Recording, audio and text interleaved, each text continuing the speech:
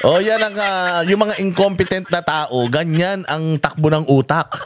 Dahil hindi nila kayang diretsuhin yung tao, wala silang ebidensya, gagawan nila ng issue, tatakutin nila para mag-resign na lang, tapos wala na silang problema at gawain tamad nga yan. Ang nakaisip niyan si Abalos. Siguro nung natalo si Abalos nito nakaraan, putang ina, nag-usap na naman yung dalawang tokmol na yan. Tapos sinabihan siguro nito ni Abalos na ganito gawin mo, putang ina niyan, wala ka nang magawa eh. Wala ka namang alam sa bayang Pilipinas, wala ka naman talagang plano sa Pilipinas. Di mo rin alam kung paano mo patatakbuhin tong Pilipinas. Ganito na lang gawin mo para merong bagong issue, mapag-usapan na bago, mawala dyan sa issue ng BICAM, sa GAA, mawala issue ng impeachment at saka ng pagpapatapon mo kay Duterte sa ibang bansa. Ayan, kunyari, willing ka na makipagbate, na ayusin ang pamahalaan mo, tanggalin yung mga tao, mga incompetent sa gobyerno mo. Hindi ba? Oh, sino dito nakakatanda? Ganyan-ganyan yung ginawa ni Abalos nung siya'y DILG secretary. Lahat ng mga pulis, ng koronel, pinag-resign niya.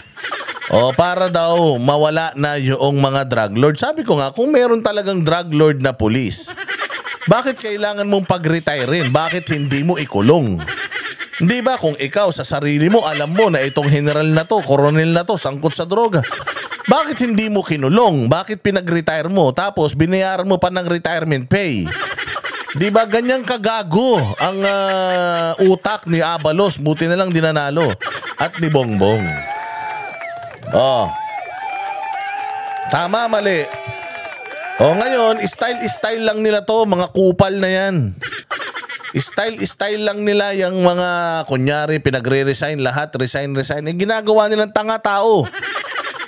Kunyari, pinag-resign niya, pero putangin na, hindi rin niya papayagan magsialis yung mga yan. O, kita mo kung di ba gunggong. Tinan mo kung hindi gunggong, ha. Itong mga tokmol na to. Kayo naman, paniwala kayo. Ikaw, umpisa pa lang, alam ko na, may hokus-pokus to eh. Mambubudol talaga. Putangin na, sinungaling yung mga yan. Huwag kayo maniniwala sa mga hayop na yan. O, pinag-resign mo. O, tapos, ang tanong, sinong mga papalit? Wala. Habang hindi pa nakakahanap ng kapalit, sila muna yung mga sekretary. Putangin na yan. Eh di wala. Kung pinag-resign mo na tapos sila pa din, eh di wala rin kwenta yung pinag-resign mo na yan. Bopols talaga eh. Di ba? Sobrang bopols talaga. O at saka nasa na yung yabang neto ni Claire Castro. Na sinasabi niya, hindi, mataas talaga, mataas ang trust rating. Magaling kami, magaling yung gobyerno. O putang ina nyo, bakit nyo pinagre-resign yung mga tao? Kasi, pinagre-resign nila kasi underperforming. O, akala ko ba magaling ang gobyerno nyo? Bakit may mga underperforming kayo na mga empleyado? Hindi competent yung mga empleyado kasi yung nag-hire hindi rin competent. Bobo yung empleyado, kaya bobo pati yung nag-hire dun sa empleyado. Katulad ni Claire Castro. Si Claire Castro, sabi ko nga sa inyo, walang hiya talaga yung tao na yan. Walang hiya yan. Bigyan mo yan ng baston na gawa sa tae. Bigyan mo ng baston na gawa sa tae yan. Sasabihin niya yun ang pinakamabangong baston sa balat ng Pilipinas.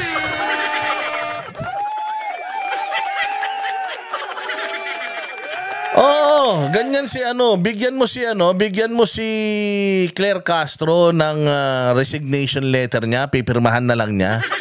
Utangin na, para sa kanya promotion 'yan. Oo, ganyan kahina ang kukote niyan or ganyan kasinungaling niyang hinayupak na 'yan. Kaya nga sabi nga nila, kailangan natin ng madaming Claire sa gobyerno. Kaya siguro nakita ni Bongbong Marcos na si Claire kahit tanga, effective si Claire, in fairness, kahit gaano mo hiyain, kahit na anong kabalbalan yung ginagawa niya araw-araw, kahit puros katangahan, kabubuhan, nakakadiri at nakakahiya na, tayo na sobrang effective niya kasi talagang wala siyang pakialam. Kumbaga sa kapal ng muka, alam niyo yung tsinelas na Rambo? Ganong kakapal ang pagmumukha niyan. Walang kahihiyan yan. Sabi ko nga sa inyo, minumumog niyan yung pride. Walang ka-pride tong taong to. Oo. And it reflects kung anong klaseng leader meron tayo sa Pilipinas. Isang leader na wala ring hiya. Isang leader na makapalang muka. Mantakin mo, parang sinasabi mo na ikaw lang ang magaling, hindi marunong yung mga hinire mong tao, tinanggal mo sila kasi ikaw lang ang matino. Gago. Alam mo ba na ang mga aso ang mga leon, mag-alaga ka ng 10,000 leon. Pero kung ang leader niyan, kuting, putang ina yung mga leon na yan, parang mga pusa yan, gumaganon yan. Maniwala ka. Pero kung ikaw mag-alaga ka ng 1,000 aso, kahit puro Shih Tzu yan, at saka Dalmatian, at saka mga Chihuahua, kung ang leader ng mga yan, dragon, kung dragon ang leader ng mga putang ina, parang mga dragon din yan. Ganon. Nagre-reflect yung mga galaw ng tao mo doon sa nag-uutos sa kanila. Tamad yung mga nasa gobyerno kasi tamad yung presidente.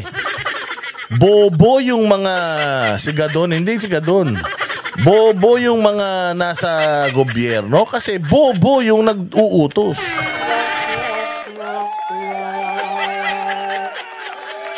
Diba?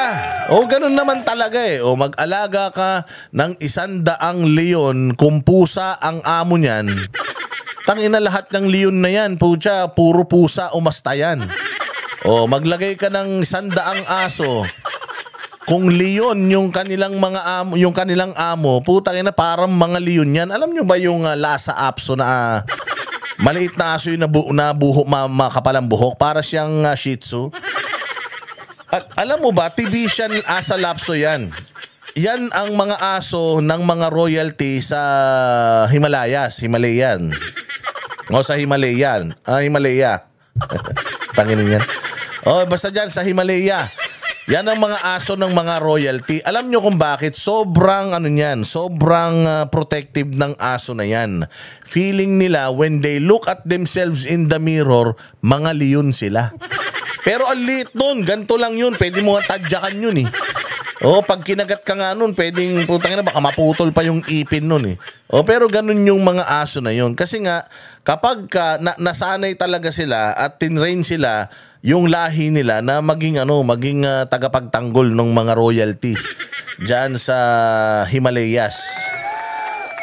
So ang aso, kapag ang leader leon, parang leon yan. Pero ang mga leon, pag ang leader si Bongbong, puta parang mga zombie yan.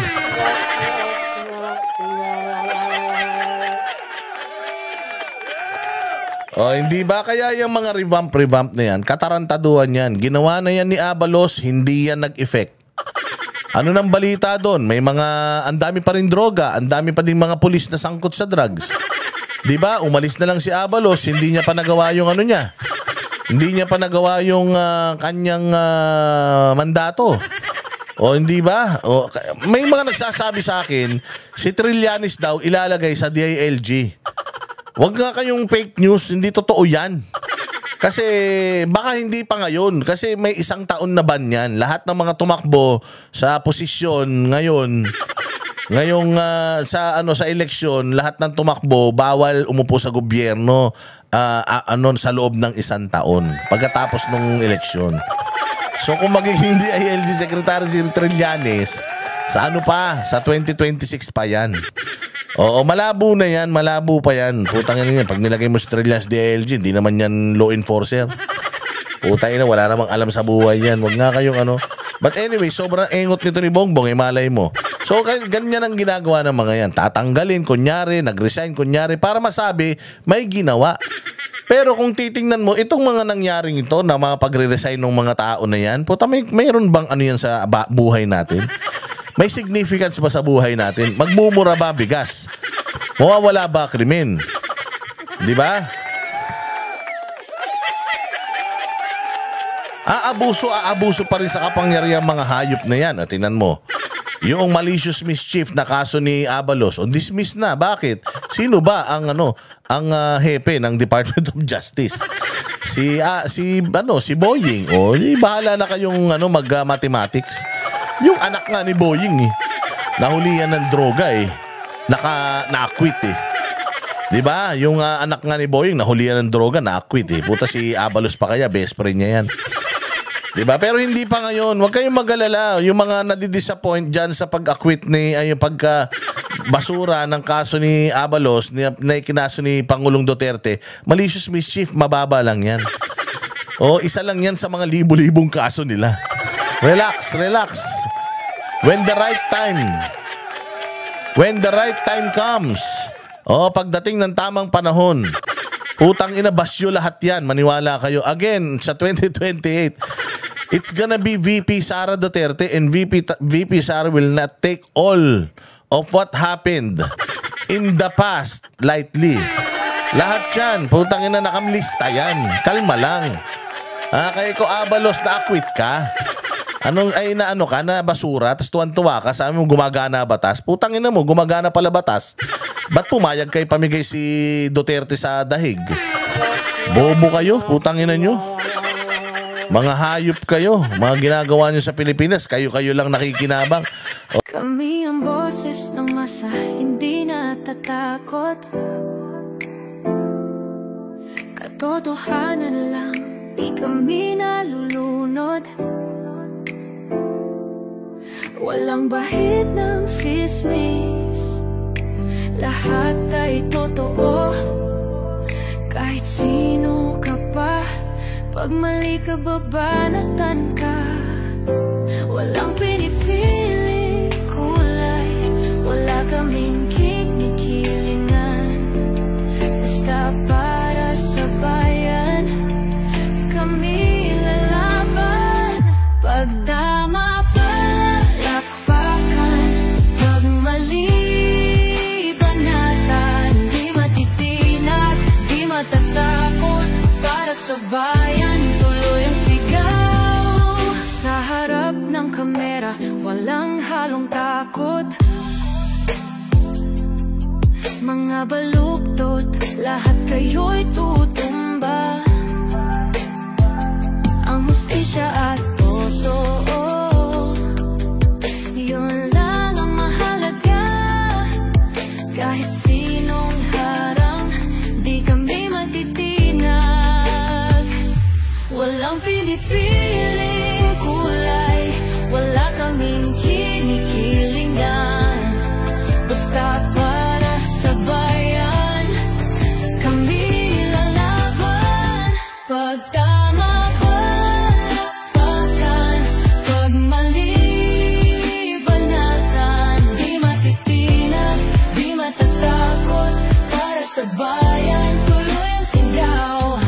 Kung nasa tama ka, ikaw ang aming kasama. Pero pag mali ka, handa ka na bang mabasag? Banateros kami, walang inuunan, dahil bayan muna bago ang sarili.